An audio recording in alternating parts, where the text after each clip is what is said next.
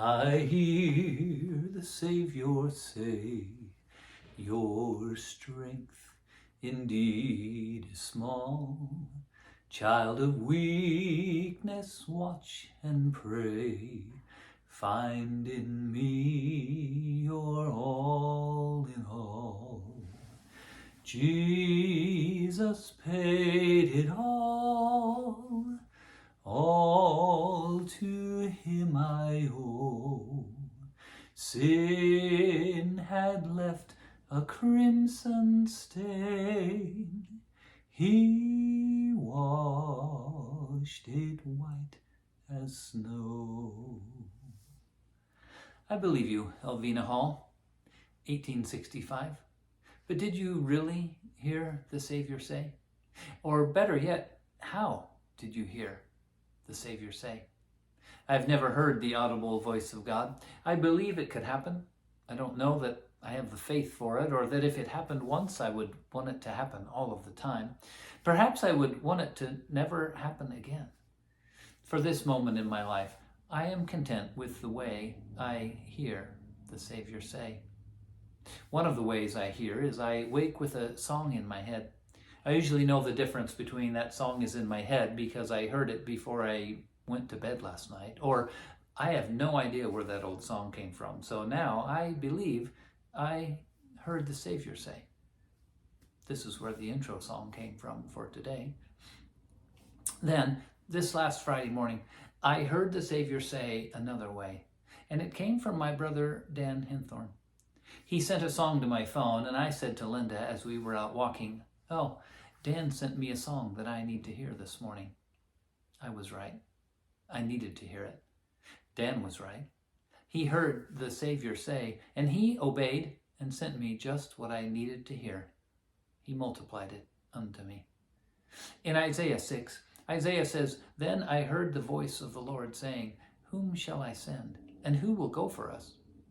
Oswald suggests that God was not speaking directly to Isaiah in this instance, but that Isaiah had positioned himself so that when God spoke, he was listening. It was as though Isaiah overheard a conversation God was having, and because he was positioned correctly, had the right attitude, and had his ear tuned to the God frequency, he heard the Savior say. I'm reading through my dad's 60s era Dixon King James Bible. Saturday morning, reading in 2 Kings, the king of Israel approaches Elisha, asking for a prophetic word from God. Elisha says, "Okay, but bring me a minstrel."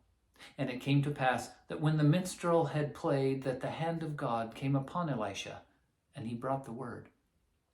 Jesus tells the woman at the well that the time has come when it doesn't matter where you worship. What matters is that you worship in spirit and in truth. I am grateful that, like Elisha, a heart of worship, the act of worship, puts me in the right position, adjusts my attitude, and helps me hear the Savior say. Jesus says, "He who has an ear, let him hear what the Spirit is saying." I am reminded of a sermon from my dear brother Bud Hinthorn, Dan's father. He encouraged periods of silence as a strategy for active listening. If we aren't careful, the constant barrage of noise can keep us from hearing the Savior say. There is a reason the psalmist tells us to be still and know that I am God.